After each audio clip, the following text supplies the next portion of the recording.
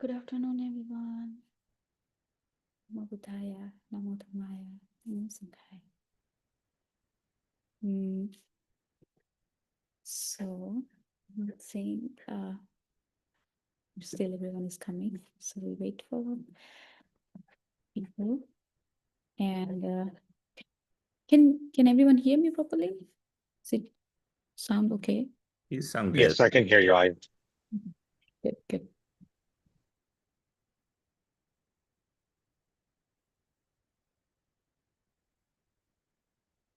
So let's start with a 10 minutes silent meditation.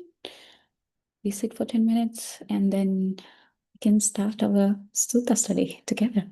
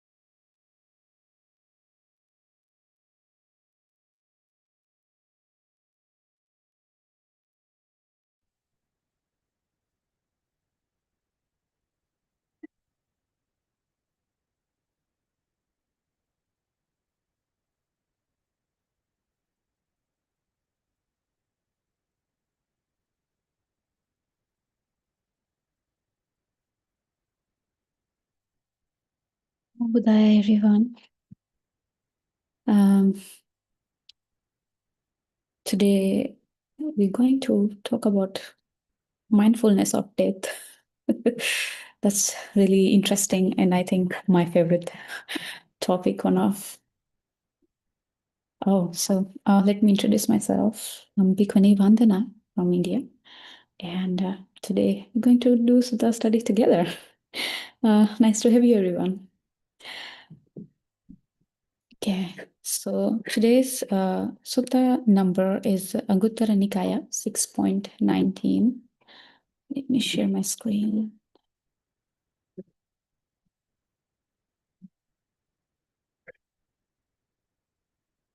Anyone can see?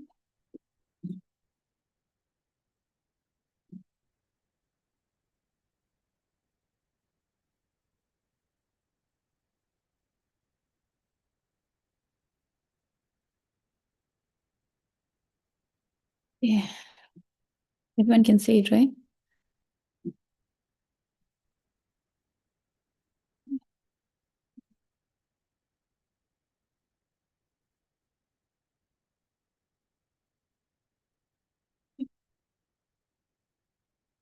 So this is the sutta uh, that I chose for today, uh, the mindfulness of death.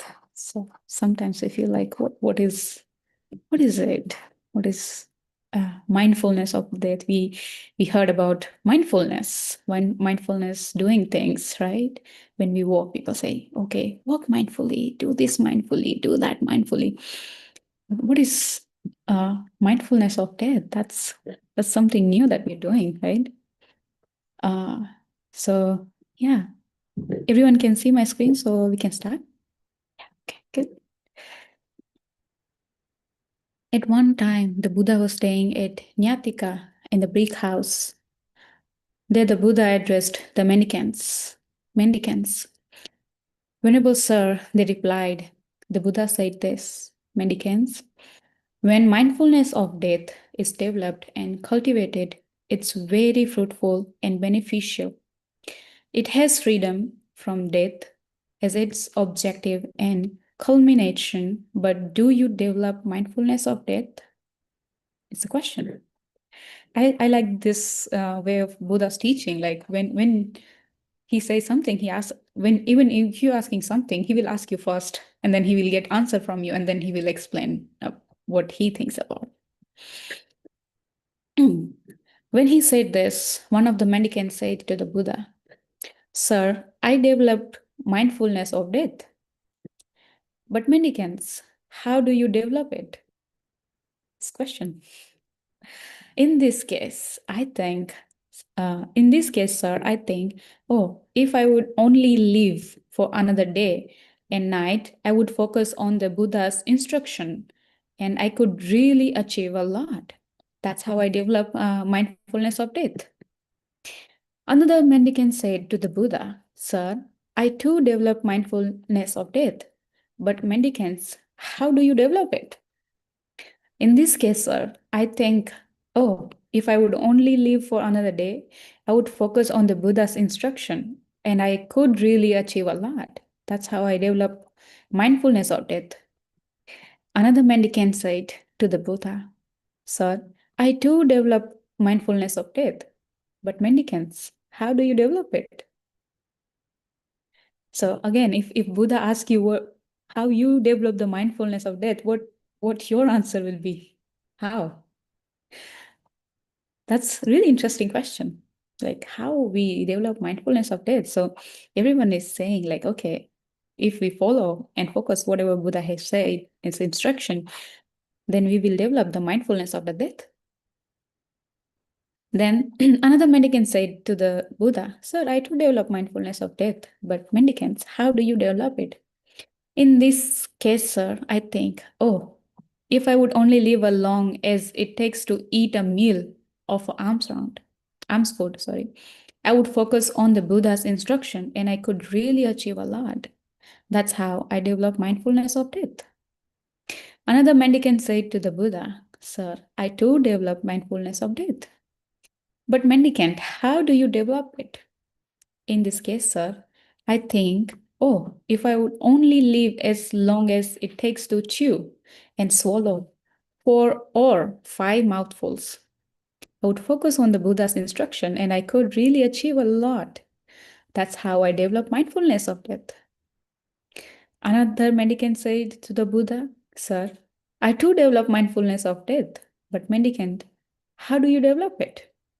In this case, sir, I think, oh, if I would only live as long as it takes to chew and swallow a single mouthful, I would focus on the Buddha's instruction and I could really achieve a lot.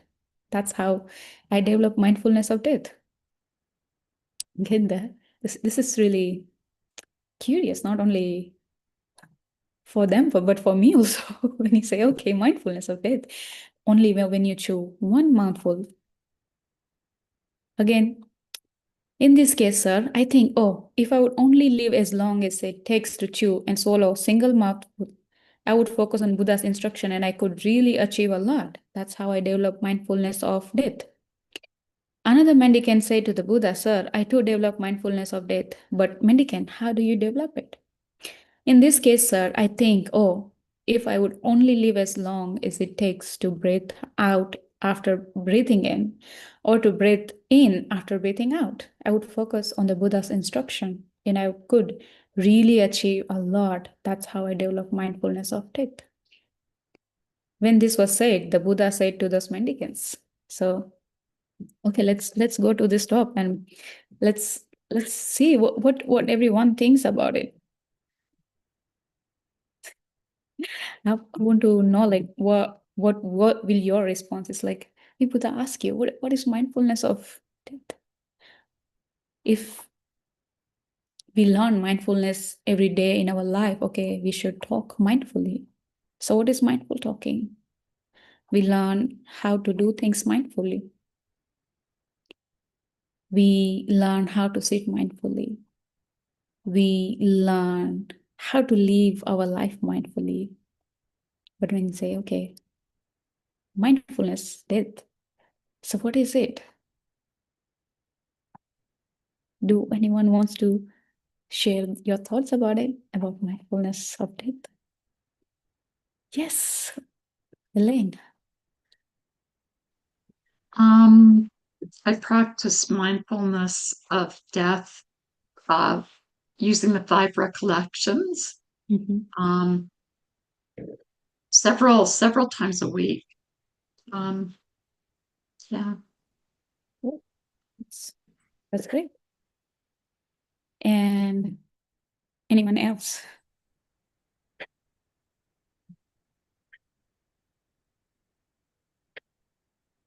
You know something? Yes, please. Yeah.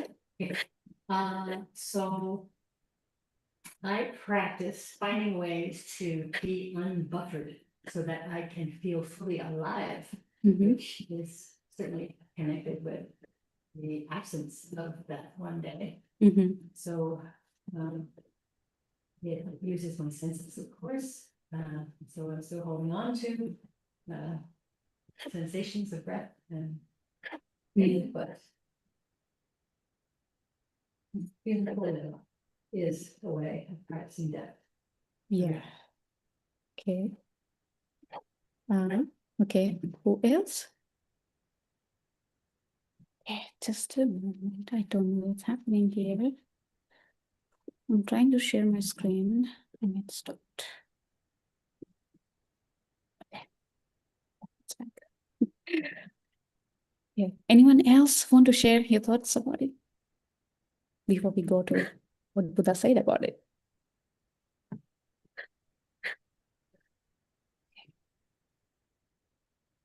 So then Buddha replied on that. As to the mendicants who develop mindfulness of death by wishing to live for a day and a night, or to live for a day, or to live as long as it takes to eat a meal of alms food, or to live as long as it takes to chew and swallow 4 or 5 mouthfuls. These are called mendicants who live negligently. They slackly develop mindfulness of death for the ending of defilements. But as to the mendicants who develop mindfulness of death by wishing to live as long as it takes to chew and swallow single mouthful, or to live as long as it takes to breathe out after breathing in, or to breathe in after breathing out. These are called mendicants who live diligently. They keep keenly develop mindfulness of death for the ending of defilements. So you should train like this. We will live diligently. We will keenly develop mindfulness of death for the ending of defilements. That's how you should train. So, what do you think about it? This is Buddha's answer about it. The mendicants who develop mindfulness by wishing to live. I mean, do all of us, we all of us want to wish like, oh, I want to live long. I want to see many things. I want to do many things. There's many things I can't do in one day. I can't say, okay, I want to live one day. But mindfulness, I feel like accepting the thing and not trying to change it. Maybe. I would like to hear what people feel about that. Yes, Daniel. One thing I was thinking, Aya, is towards the beginning where the Buddha says, you should contemplate mindfulness of death. He also follows up with saying the purpose of mindfulness of death is liberation from death. Yes. And I always like to keep that in mind because, especially for Westerners, it can be a little morbid or intense. But I think it's important to point out that the purpose of it is so that there's liberation from this, and not, to suffer on these meditations. Yes, I do agree. I mean, people have their own point of views, and we can't deny about it, right? Of course, whatever we're practicing, it's leading to liberation. But before getting to liberation, there's a small step we have to take. And it also depends how we're taking that steps. And for taking each step, we need mindfulness. Like I said, we learning, walk mindfully, talk mindfully, because everything is connected with Dhamma. Everything is connected with our practice. It doesn't matter. Even if we are saying things, if we don't have the right view, even if the thing is right, we will saying it wrong. If the thing is wrong, we feel like, okay, that's correct. But so it's amazing like how we are surrounded by Dhamma, but we don't have the right view to say it. And we don't have that intention to say it. That's why sometimes it's really difficult for us to see things, as Buddha have mentioned. So for some people, like if I say, okay, this birth is suffering, but for some people, they say, no. I like this life, I want to live my life happily. I want to do this. I want to do that. So every people have different perspective about seeing the life. So my perspective is seeing life as a suffering because I'm seeing it, right? And in the morning, as I say, like impermanence is have its own beauty, but it just need the right view to see it. Yesterday, when we were driving, I saw one little leaf was stuck in the mirror, and in the spider web, it was stuck, and it was right in the middle of the mirror, and it was looking so beautiful. You see, it dried. It died. We can say it died, but still, it was holding some beauty, the beauty of impermanence. And I was like, how people say that impermanence is not beautiful, right? People say suffering is not good. Why not? I mean, if you don't have suffering, why you want to be liberated? If you have all the happiness, if you don't have any suffering in your life, if you have the peace, then why you want to be liberated, right? Why you want to escape from that thing? So like Buddha said, there's a nimitta for us, like There's a turning point for everyone. So we never know which is our turning point, right? Some people realize that this life is dukkha when they're on the deathbed and they feel like, oh, I didn't done this, I didn't done that. They have so many regrets, they have so much grudge towards people, towards them, because they're not accepting it. They're feeling, okay, my time is over. So whenever I see people on the deathbed or when I see them sick, I feel like suffering is not always bad. Sometimes it can be good, but it just depends how you see it, right? It's like when I get sick, 2 years back when I got sick, I had no one with me. I was like alone, and there was no one with me to take care of me. And I was like, I was unable to walk, I was unable to do anything. And that time I realized like having a companion is so much important, right? So living with the Sangha, when you live with the Sangha, there's always someone to help you. So that time I realized, okay, it's not good to be alone all the time, but we feel like, okay, I have everything. I am young enough.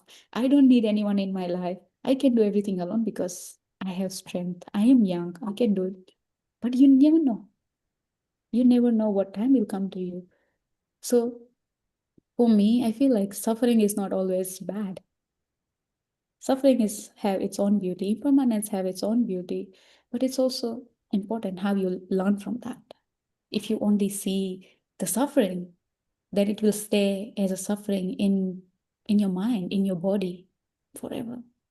But if you just see it, if you just observe it, and you don't try to change anything, you don't try to push it, don't try to force it, it will be gone someday. And and and the changes it will make in yourself, it's wonderful. It's like it's a seed that's in our heart that we don't have to force to grow. It just grows, and when it blooms, it's wonderful. And I also realized from suffering, it's not like, okay, I'm a happy monastic, I don't have any suffering, and okay, I'm here.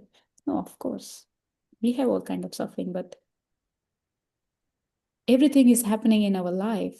It's just a turning point to take us to the path of the Nibbana, the path of the liberation. So that's why Buddha is saying, like, whatever you're doing, but do is diligently. And the people who keenly develop mindfulness of death, and it's for the ending of defilements. Ending of defilements, it's literally you're liberating. You're getting Nibbana, and that's the supreme bliss, right? And all of us need that. Yeah. I remember one sutta, I forgot his name, Chitta. He was one of disciple of the Buddha, foremost disciple of the Buddha. And he was really, really good at Dhamma. It was like whenever Buddha explained something, even some monks, some monastic couldn't understand, but he understood, and he used to explain to the monastic, okay, this is what Buddha said. And if monastic doesn't understand, he goes to Chitta and they ask, okay, what Buddha said, we don't understand this or that. So when he was about to pass away, he was on the third stage, non-returner. And like when he was about to pass away, he saw his family, and he told his family that please follow the Dhamma. It's really important for you, and it will be very late when you realize it. So that time he was so mindful about his death. He know that I only have this few moments, and in that period he wanted to make sure that his family know how important Dhamma is. I saw some people, when they're on the deathbed, they have last wish. Okay, I didn't saw this. I want to born again. I want to born in my daughter's womb. I want to see my son again. So it's not mindfulness. You're not accepting it. It's like, oh, I want to come back. I want to come back. So in the Chitta's Yes, it was different. He knew he was passing away, but he was not saying, oh, I'm passing away, or I want to do this, or I want to do that. But he was like, please follow the Dhamma. You don't have no way to escape from samsara until you follow the Dhamma. So I feel like that's what we can say on mindfulness of death. He was mindful about his death. He was not crying.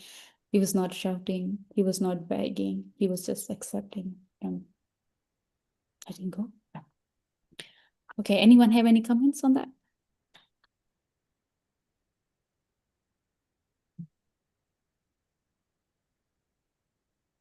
No one? So, oh, Richard, please.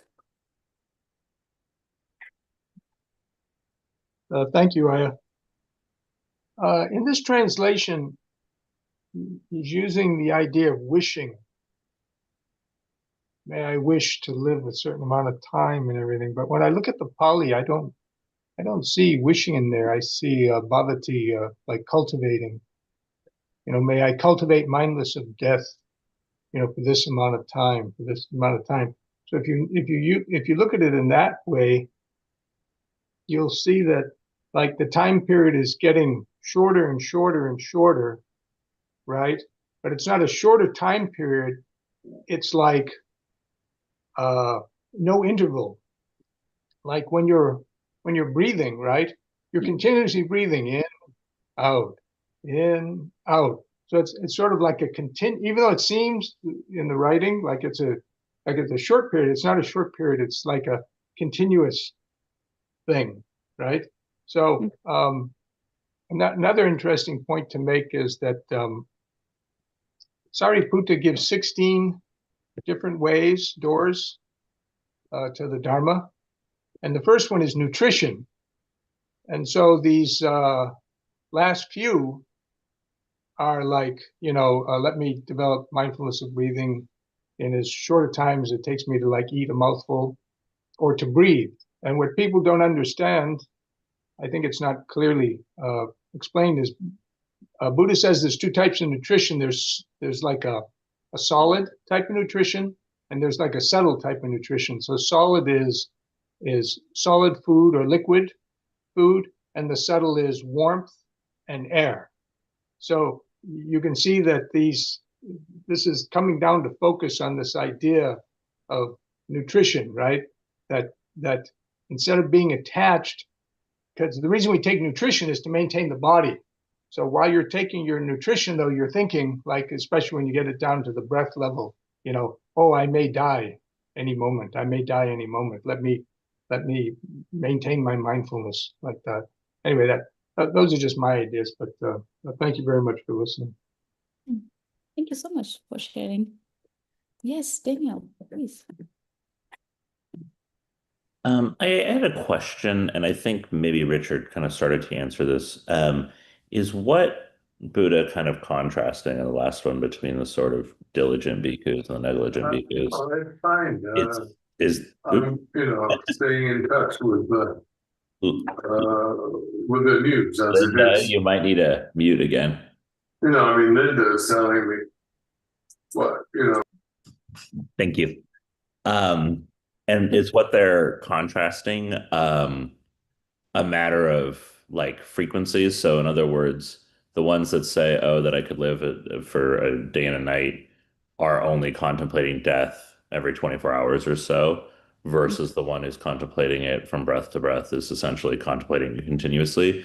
Is that the contrast that Buddha's calling out between the superior and the kind of inferior ways of practicing mindfulness of death?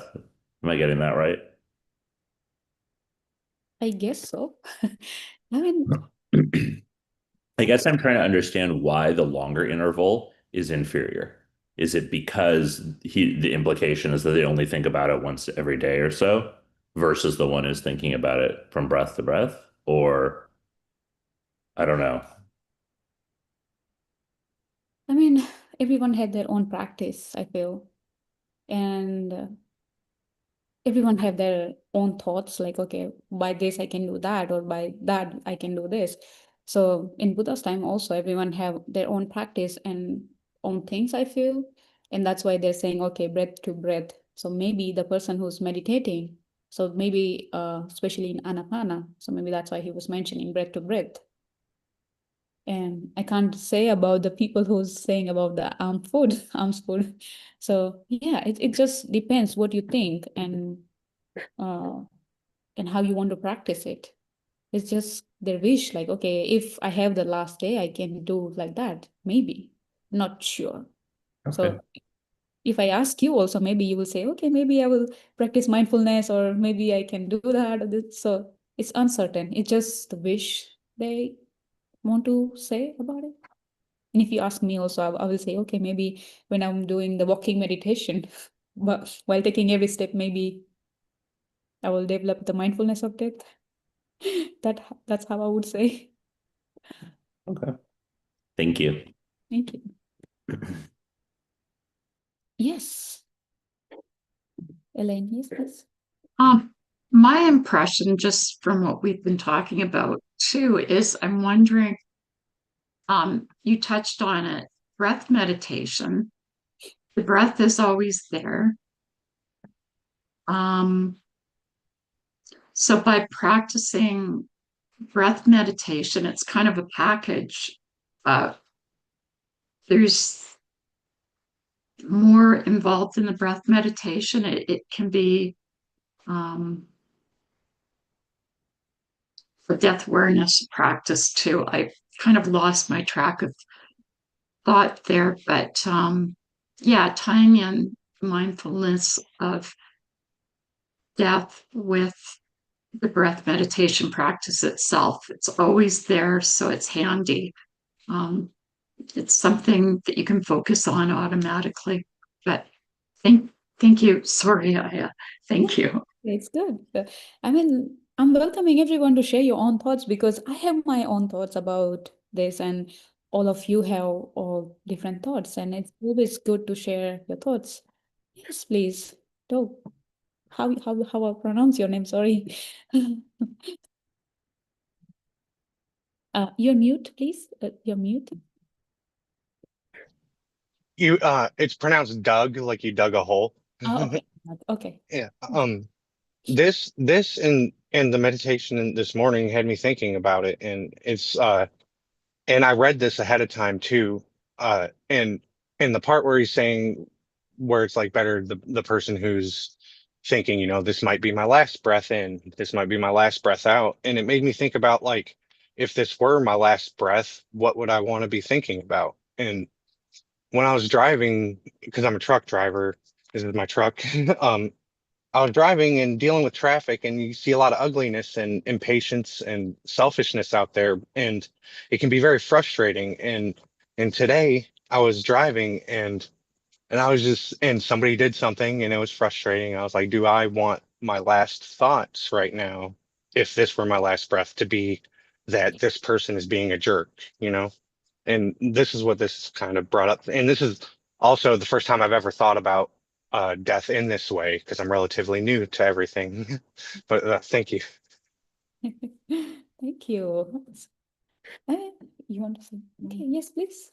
So I'm a long distance walker. I'm often on roads, and I experience truck drivers a lot. So thank you for driving truck. And also, they tend to be the people who show the rest of us how to be kind and thoughtful and careful on the road. I know that it's part of the teaching when you get your CD out is to not react when people are right behind you. So I see the truck drivers as bodhisattvas of the road, first off, and despite so a lot of things to work with there besides the breath. But I also agree with, I think, Elaine, who said it's a package deal. The breath is always there, and if you are your death awareness is there, or your life awareness, which I think is the same thing, then there's no interval. It is, if you're missing the breath, then there's a lot of time in which other things could happen, or you could drift off, or just not be aware. So I like that a lot, the idea. Thanks. Yes. Thank you, Mimi. Okay, so about this mindfulness, I would like to share one thing. I was like reading Thich Nhat Hanh's book, and Peace in Every Step. I was reading that book, and in that book he mentioned, okay, when I breathe in, I calm my body, and when I breathe out, I smile. You know, so, and I think we need that moment for ourselves, for our body, because somewhere our body is holding so much stress, so much anxiety, so much tension of the world, what's going outside, what's going inside, and some things that we can't even see and don't know how to change it, don't know what to do about it. So just like, don't try to change anything. Just be relaxed. And when you say, okay, I calm my body, even your mind knows, okay, what to do. And automatically I tried it and I really feel it helpful. When you're tired and just say, okay, breathing in, I calm my body. I feel like some kind of relief, you know? It's like what Buddha said, like when you think, what you think you become. It's like when you think, okay, I relax my body, I calm my body. So your body knows, okay, you're there for it. But I think most of people like, okay, I'm feeling cold, how to use the blanket, how I should wear the sweater, which sweater is good, but that's not exactly your body needs, right? Sometimes it's from inside also important to take care of it.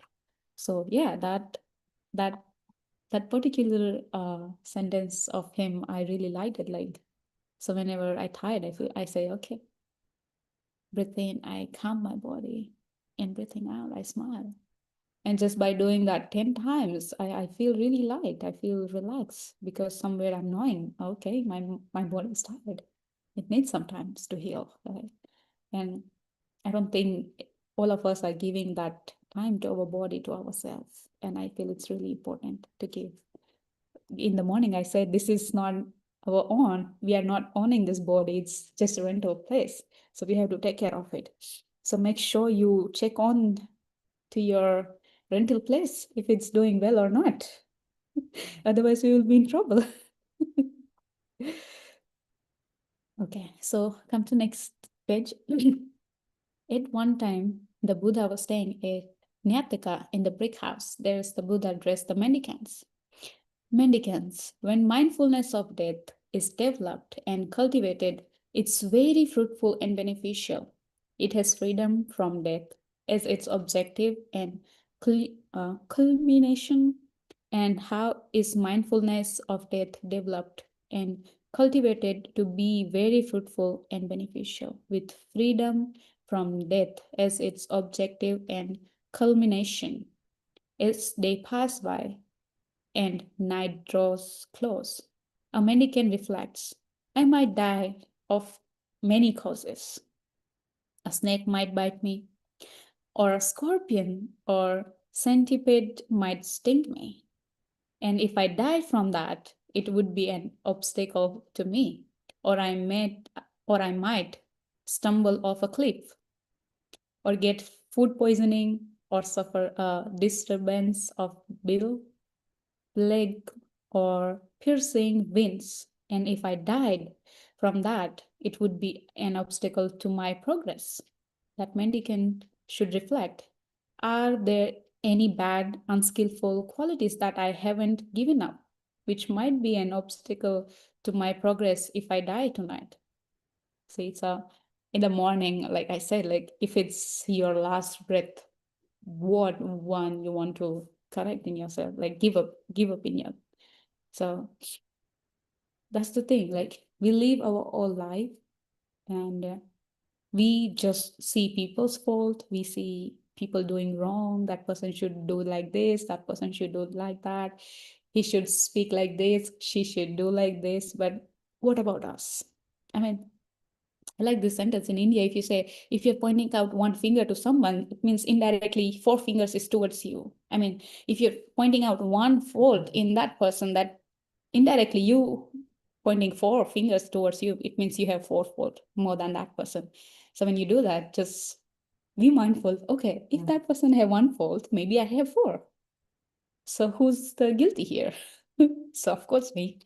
And when we reflect that, I feel we can grow in the Dhamma because we trying to see what wrong we are doing, right? And we never do that. That's to grow in the Dhamma. That's really important thing to see in ourselves, not into people. Like, okay, if I say, Mimi, you're not meditating. If you don't meditate, you can't be liberate. Okay, I said that. But it's up to her. If she do meditation, it's for her beneficial. If she don't do meditation, it's for her own thing, right? It have nothing to do with me. My job is, if she comes to me, I can guide her. But I can't never tell her, okay, you should do this or do that if you want to be liberate. So we all born to liberate ourselves, not to other. And that's the thing we never accept. You feel that? If I change that person, everything will be changed. If I do with these people, maybe things will change. No. So in one sutta, Buddha have said there's a four kind of people. The person who only thinks about themselves. There's other person who thinks about only people, social worker. Then there's other person who only thinks about the family and the society. But there's a four kind of person who thinks about everyone, about him, about family, about society. So Buddha said, be like the fourth person. Even when we do metta meditation, it starts with us. May I be free from suffering. May I be at peace. Right? And then we start to give to others. If I'm not at peace, if I don't know how to be free from suffering, of course I can't help you at all. So it's, if I don't know the way, I can't tell, oh, okay, this is the way you can go. So first myself, I have to find that out. So yeah. So here Buddha is saying that first you should find out which one thing you want to give up. And I ask you the same, what you want to give up on one thing? If I ask you, okay, if you die tonight, what is one thing you haven't given up, but you should give? Anyone wants to say anything about it? Just really interesting question. Yes, Elaine. Speech. That's the hardest thing, to control what you say. And if you're with a group of people, not get caught up in gossip. There's so many things with speech. Or traffic, not to say something nasty if you're caught in traffic or that. So speech is very hard for me. I would love to be perfect in speech. Thank you, Aya. Thank you. Anyone have? Oh. Anyone else?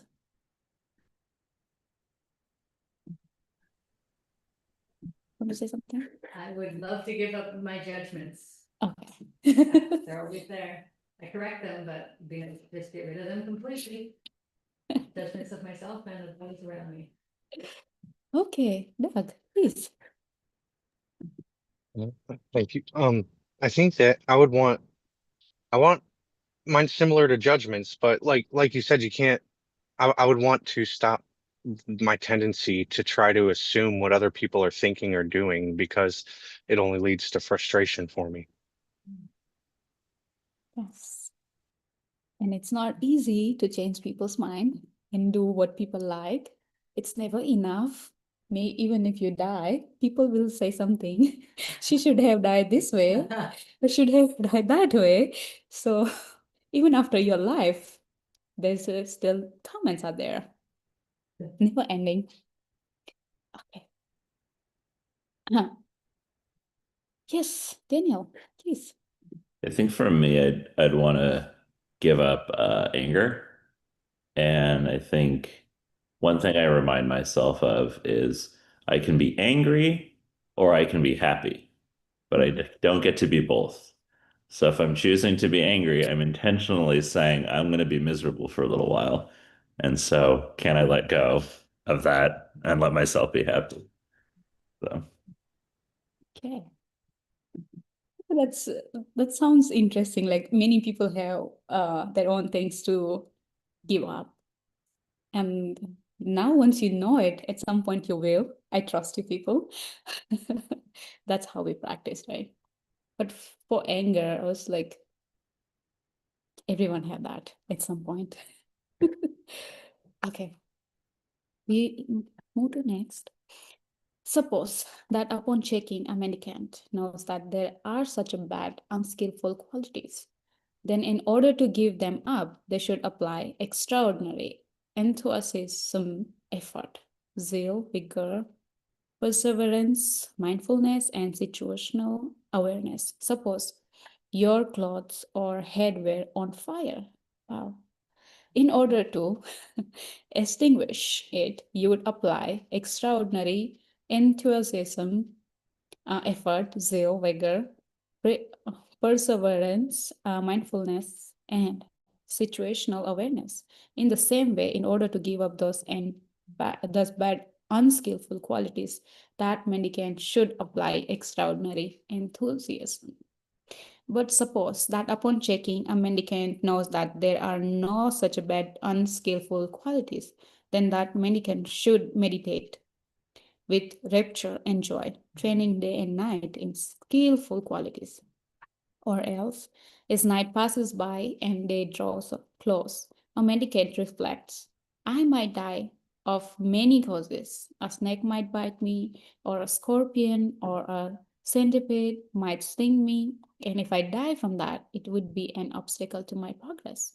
Or I might stumble off a cliff, or get food poison, or suffer a disturbance of will, plague, or piercing winds. And if I die from that, it would be an obstacle to my progress. That mendicant should reflect, are there any bad, unskillful qualities that I haven't given up, which might be an obstacle to my progress if I die today? Again, the same question. Suppose that upon checking, a mendicant knows that there are such bad, unskillful qualities, then in order to give them up, they should apply extraordinary enthusiasm, effort, zeal, vigor, perseverance, mindfulness, and situational awareness. Suppose your clothes or head were on fire. In order to extinguish it, you would apply extraordinary enthusiasm, effort, zeal, vigor, perseverance, mindfulness, and situational awareness.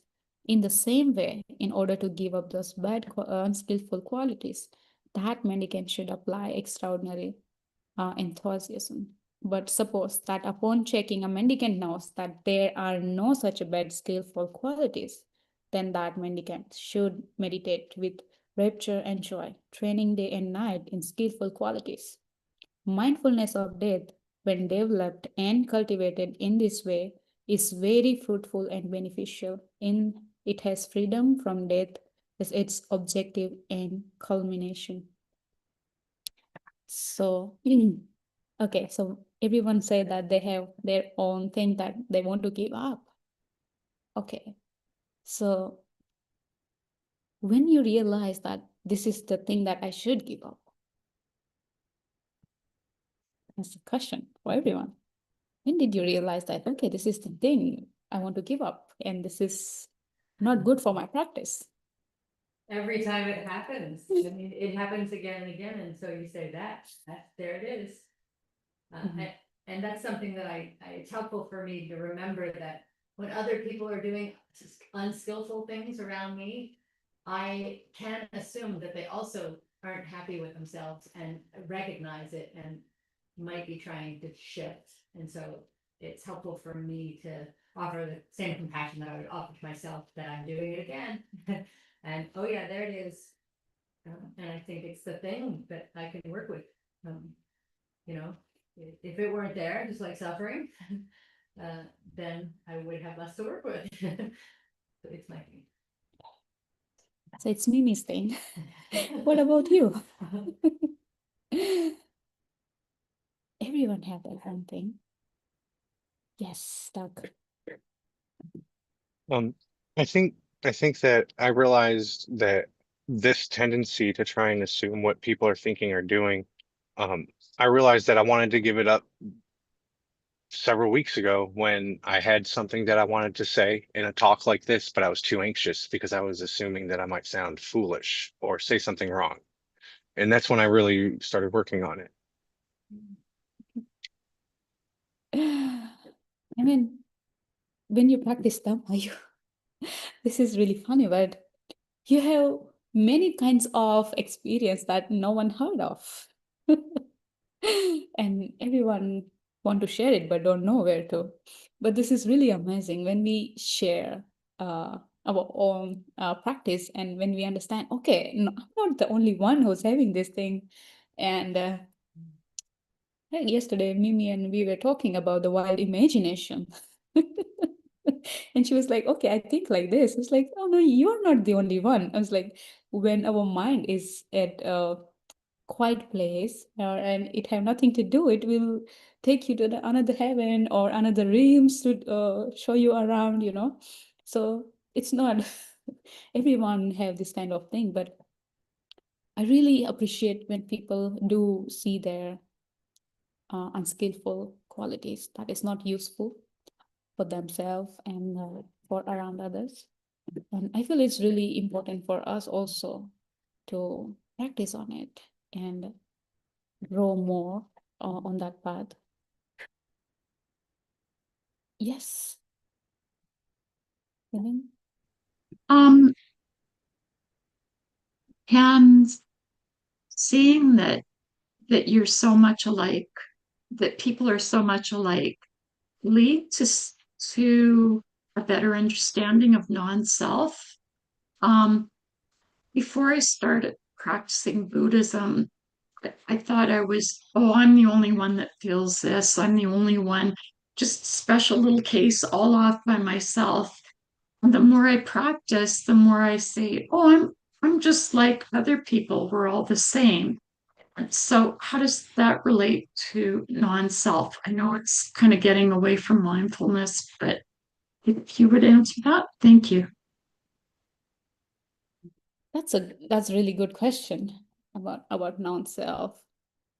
How would I explain this? Do you want to say something? It makes me think of the question or the thought of the ego as the grain of sand and the desert. And that if everyone's experiencing this same thing, it might sort of fit in line with the everything's connected and non-self there. That's the way I'm understanding non-self. I don't know if that makes sense to you, but You can't hear it? that there is suffering, and that if I rise up like the grain of sand, Maybe maybe you come here and say, because she can't hear you. Oh, She's okay. saying. Yes. I was thinking about the grain of sand in the desert, thinking I exist, and questioning whether non-self and going back down and becoming part of the desert, and whether that is related with non-self as well. Because if we are the desert instead of the grain of sand, then there is suffering, and we can either attach to it or not attach to it. Anyway. Your question, Elaine, which was very interesting to me, spurred that thought about non-self. Is it helpful? Yes, that's good. Okay, Danielle. Yes, just to add to that, I mean, I think if contemplating your similarity with everyone else helps raise an experience of non-self, then that's a good thing.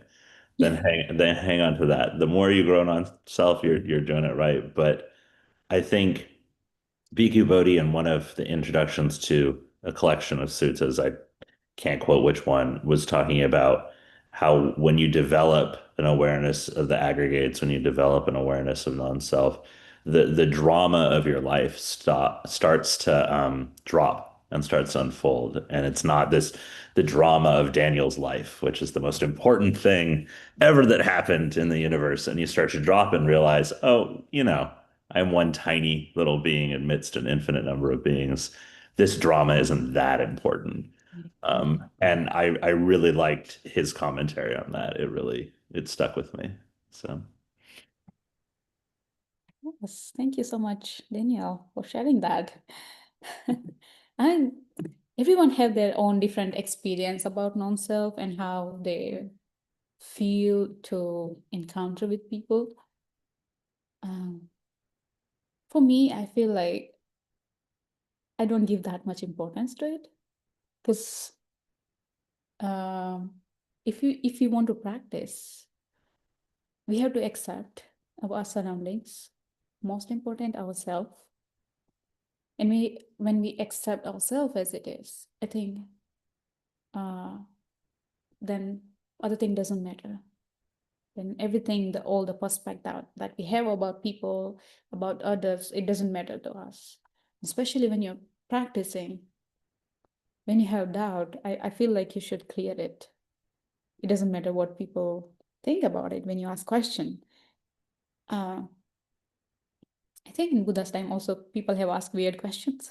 So we are not only one who have question. Of course, when we walk in the path, we have different experience and different thoughts about it, different point of view about same things. So about non-self, when you say, that's something, I think completely different topic that we can, of course, sometimes have. I would like to have that discussion. Before also we are thinking to have discussion about that. And there's some suttas also, like Daniel already mentioned about it. And people are really interested in this kind of topics, especially non-self, the death, not that much interested in birth, actually, because everything starts from the birth. Okay, your birth and then you stepping into suffering. So if you see it like that, when people say, okay, if when the baby born, it's a good day, right? But if the baby doesn't cry, then doctor will slap him to cry, make him cry. And so someone in India was like, we were having Dhamma talk and someone asked about that. And someone say, okay, if the baby is crying, how it's a joy? How he's happy? He's literally crying, right? When he born, he came in the samsara, and first thing he do is crying. Crying out of dukkha. I born into the suffering. I step into suffering. Why? So he's not smiling. Oh, hooray! I'm in the samsara, full of suffering. The first thing he do is crying. But that time he doesn't know. Even Buddha said, even staying in the mother's womb is suffering. It's a cage. But we feel like, okay, we are giving birth to a life, but we don't know that we are bringing a life to a suffering. Yes. So that's our own perspective to seeing the world as we feel. When we see, so for some monastic, if we see people, especially newborn, we feel, we don't say, oh, they're cute or something. We say, oh, poor thing came into samsara. May you be free.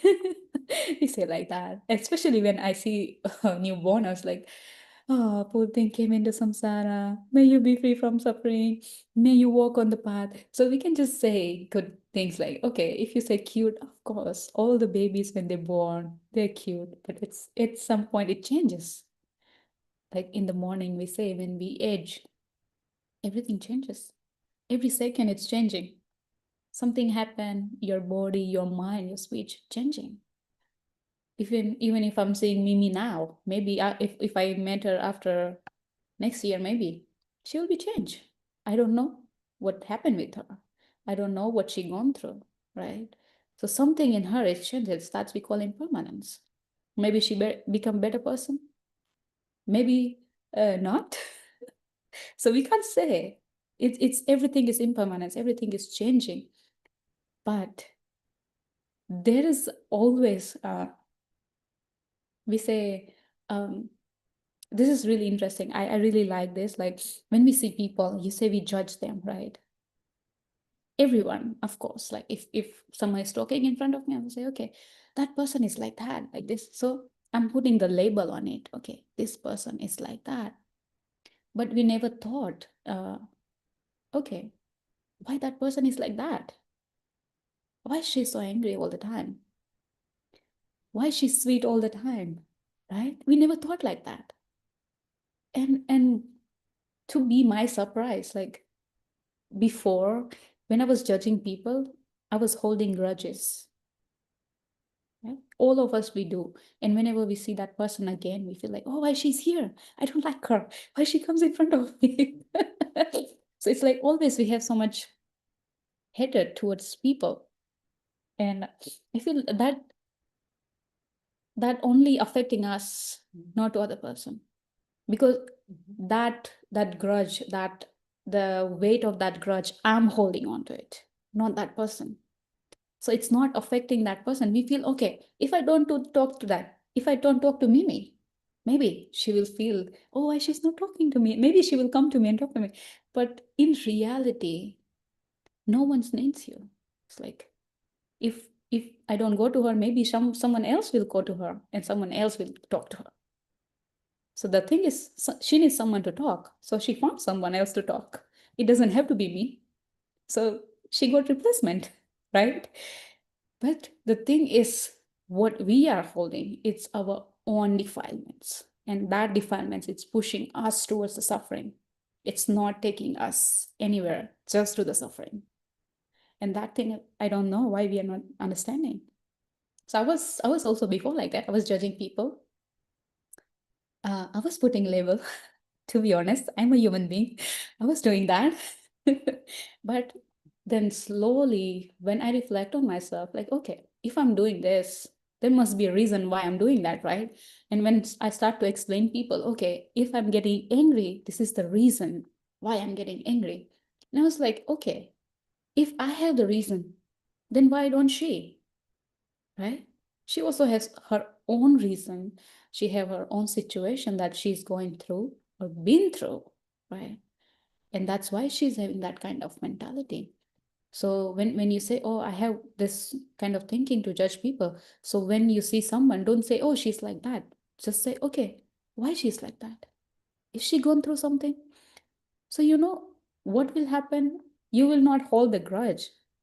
The kindness will replace it. Because you're thinking kindly towards that person. It's like, did something happen to her? It's like you are caring for that person. You want to know what happened to her. So you will not, oh, why you like this one? No, you will become really calm to know. Like when we are curious to know something, we just like, okay, I want to know. We listen carefully, what's happening, what's going on, because out of curiosity. So when we feel like, okay, what happened to that person? Why she's like that? So we have that curiosity and we want to listen to that person, what she's saying. So the hater is gone and the kindness is there. So what she's saying, you will listen and you will understand what she's saying. You just not say, okay, she's talking so aggressively.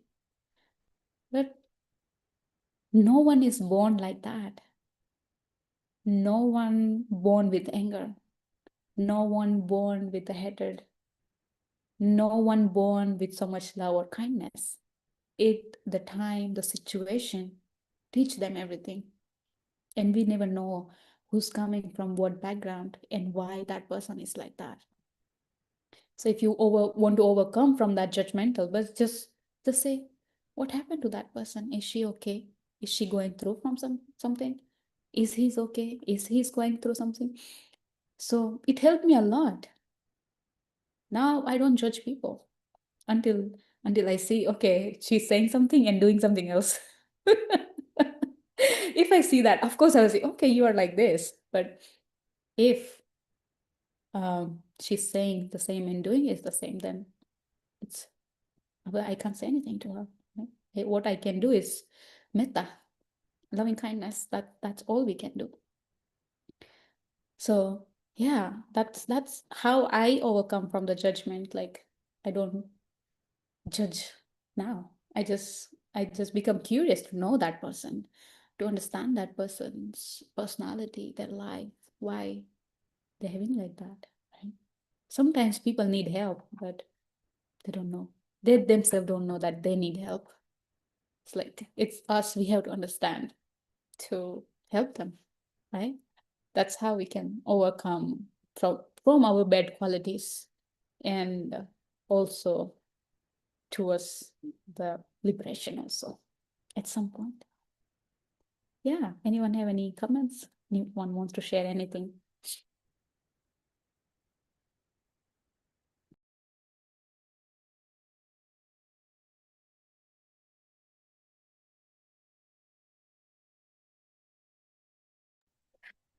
Yes, please, Richard. Thank you. From the Buddhist perspective, talking about this idea of no self, Buddha talks about wrong view and right view. And so these basic views, he says, a person who has a right view has been rightly taught, and but it's a pre-Buddhist type of idea. But he says it's a foundation that you have to have, and it includes, the law of causation and rebirth and things like that. You actually have to have those ideas in mind, or else Buddhism doesn't make sense. Whereas those who have a wrong view, they don't hold to causation, they don't hold to rebirth and things like that. So when Buddha is teaching, like his own son Rahula, he talks about the four elements, and what he's trying to point out to him is no self.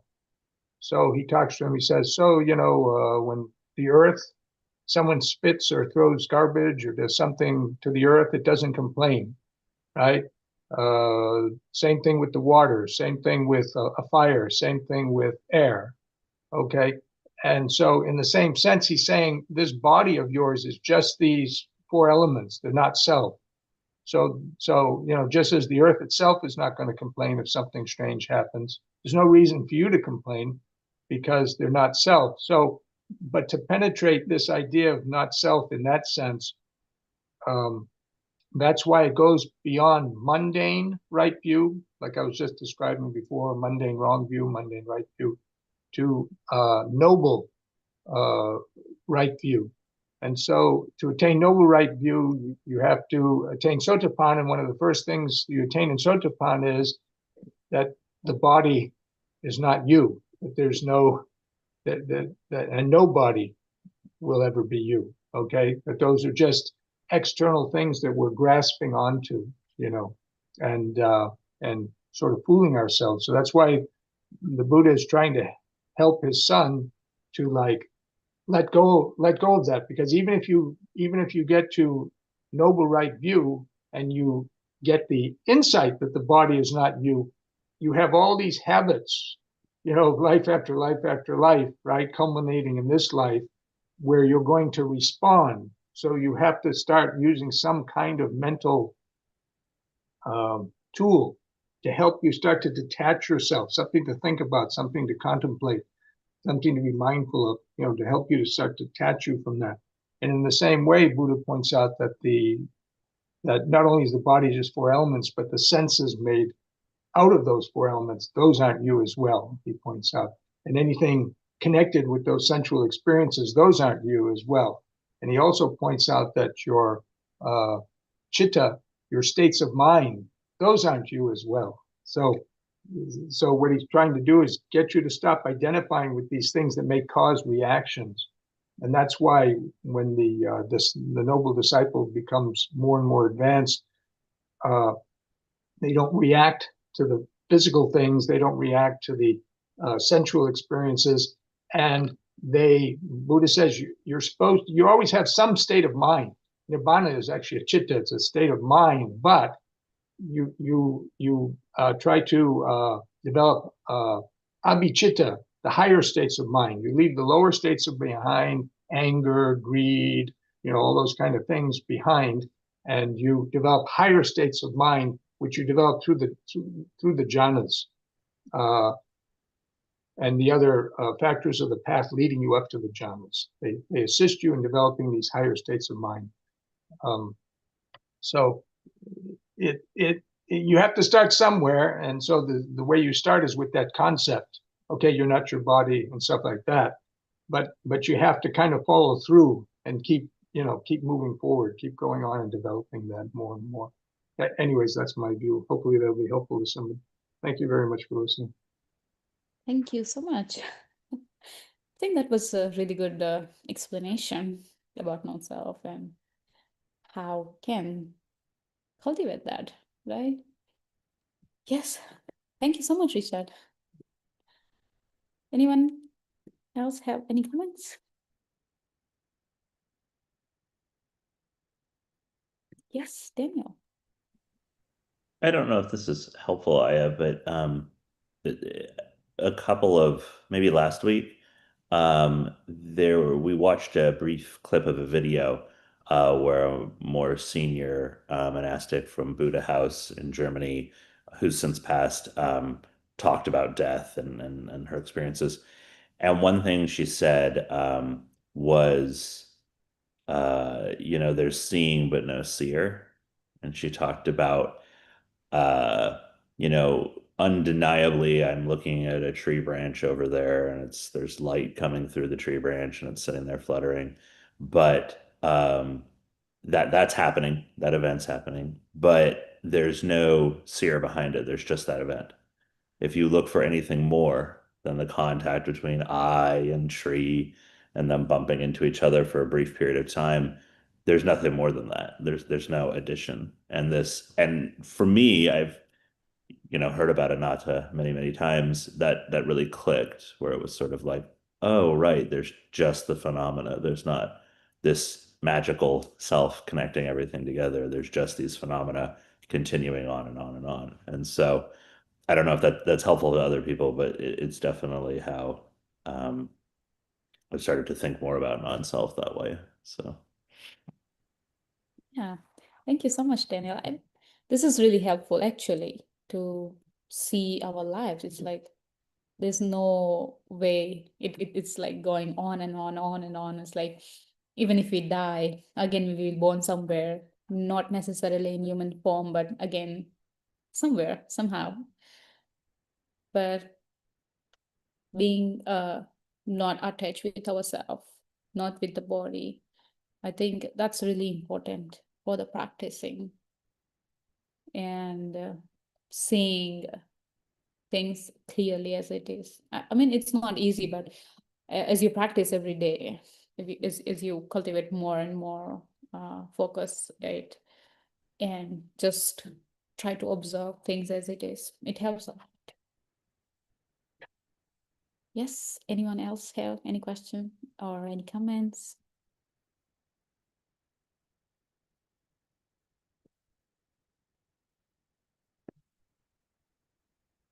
Anyone else?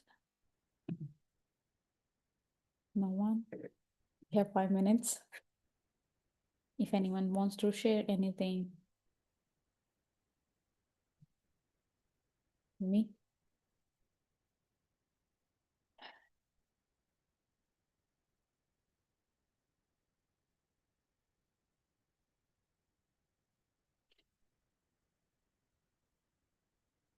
I like the idea of having to hold on to certain things until the end, as we need a vehicle to let go of self, so that we recognize, well, we need the body because that's our experience, that's carrying. That's where we do the work, and it has the breath, but also the sensations, like seeing the tree or feeling the wind, like they can help us. I don't know at what point one lets go, but I have heard talk of holding on till the end and then letting them go, and then maybe the self being the last thing one lets go of. Yeah, I don't know. I'm not there. We never know actually, but somewhere, somehow, it's like we are afraid of dying. Even if we say, okay, we are practicing non-self, but for myself, I do afraid of dying sometimes, not all the time. Especially when we were at Hermitage. Last year, it was my first time in United States. So when I went there, I heard, oh, we have bears in our forest. And we were having Vinaya classes at really late nights. It's like sometimes it's 11, sometimes it's 12. And then our kutis is really, really far from each other. It's really long distance. And then you have walked through the forest. And it's like my first week. I was so scared to walk because I already heard the bear. And I haven't encountered one yet, but of course they are huge. Of course they are scary. And when you heard about them, it's like, okay, what I'm gonna do if I see them? To be honest, when I was there, for first week, I couldn't sleep at night because if the leaves are moving, it's like, oh, someone is here, someone is there. Even the rabbits are walking, I feel, oh, someone is coming. Is it a bear? What is it? Is he gonna come into my room? Is he gonna bite me? So I was like having so many thoughts about it. Like, oh, maybe you'll do. But it's the, if we say, if we have the heart of compassion, heart full of metta, no one will harm you. And then in Hermitage, everyone in our room, we have a metta chanting for everyone, for all the living beings. It's like with 2 legs, with 4 legs, with so many legs, with no legs, seen, unseen. For that, we have a beautiful chanting for that. And then I start to recite it every day. Not out of compassion, but out of fear. And when I go down, I recite 10 times. And when I go up to my room, I recite 10 times. And I was like, at some point, my fear was gone. Oh, my surprising was like, because I started with the fear. And at some point, that was gone. Because I was practicing the metta. I was feeling like, okay, I'm building the safety for myself by reciting that sutta. But to be amazed, like Buddha has said, whatever you do, whatever you say, it have its own frequency, its own vibration. And when you do it with set mindset, it goes to that people and it affects you, people, right? And that the only example I can give, like when you go for a retreat, and if you have old meditators that who are really good at meditating, if you sit with them, in 10 minutes you will be settled down and you will feel so much ease, and you feel like, oh, meditation is so easy for me. I can sit for an hour. So it's not you, it's actually the people who are meditating for many, many years. It's their vibration is supporting you for that. But if you sit with the people who are really new, they don't know anything about meditation, they have so many defilements, so many things to work on. If you sit with them, you're like, oh, my legs are, within 10 minutes, my legs are hurting, my back is paining, I can't sit straight, why I can't focus on meditation, why I'm having so many thoughts. So again, it's not only you, it's the other people's vibration is affecting you, right? So when we were kids, our parents, they used to tell us, oh, don't sit with the students who doesn't study, sit with the topper who knows, who study well. And why they say that, you don't understand until you realize, okay, it's a frequency. And it's true. You can do the experiment also. If you're sitting with a person who's laughing, even if you don't feel it's funny, but you will laugh because the vibration is there. Even if you're not feeling sad, but you're sitting with the person who's crying. Even if you don't want to cry, you will cry because the vibration is there. So that it's amazing how vibration works and how it affects you, even if you don't want to. So yeah, that's how I overcome from my fear, and I cultivate so much metta. And then I haven't seen a bear, but yes, every day I used to see deers around my kuti. So then I understand, okay, that's the metta that I was spreading. And then rabbits used to come near my kutis, deer, and I was so happy. Okay, I didn't saw anywhere. I'm safe. And they are also safe. So yes, this is whatever we do, it's have a result, it's have cause and conditions. We feel like we are doing something for us, but somewhere it's affecting people also because it's have own vibration, own intention, and of course unseen. Right? So that's why I feel like practicing death is beautiful. You never know when you were gonna die, but just be mindful. I'm gonna die. So when the moment comes, you will not cry out of regret, but you will accept it and you will go with ease, not with regret, not with holding so many grudges or hatred towards anyone, towards yourself. Just just feel like every moment is my last, right? And live this precious life, because Buddha said only human being have the power to liberate, not animals. So you can imagine how precious this body is. If we say precious, don't put it in the treasure box. Just see it a tool to practice. You can say, don't be attached that it's mine. Buddha said, this body is not yours. Then how come the things that is came from this body, it becomes yours, right? I can't say this robe is mine. I can't say this temple is mine because it comes from this body. Because I have this body, I have this robe. Because I have this body, that's why I'm staying in the temple. Because I have this body, I'm speaking. Because I have this body, I'm learning, I'm practicing. So everything is coming from this body, but this body is not mine. I'm just renting it to cut my old defilements. And I hope every one of you also use your body, your mind, your speech, your time in this life rightfully, not wasting any second, not wasting any moment to practice Dhamma. Don't need to sit and practice. You just have to keep your Dhamma in heart and your mind. If it's there, it's always with you, and you will always walking on the path.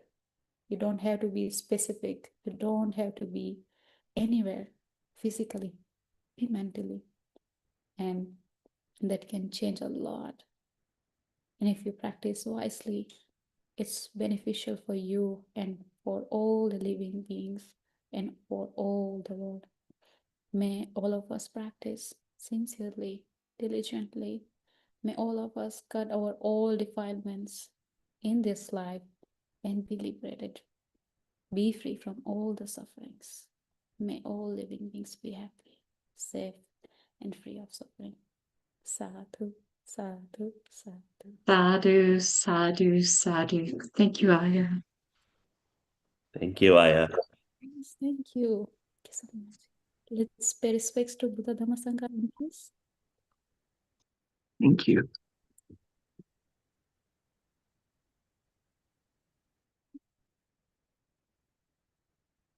Araham Samma Sambuddho Bhagava Buddhang Bhagavantang Abhivademi Swakhato Bhagavata Dhammo Dhammang Namasami Supatipanno Bhagavato Savaka Sangho Sanghang namami.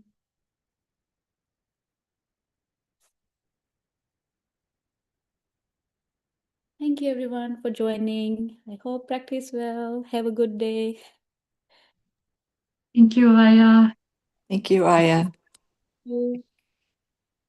Thank you, Aya. Thank you.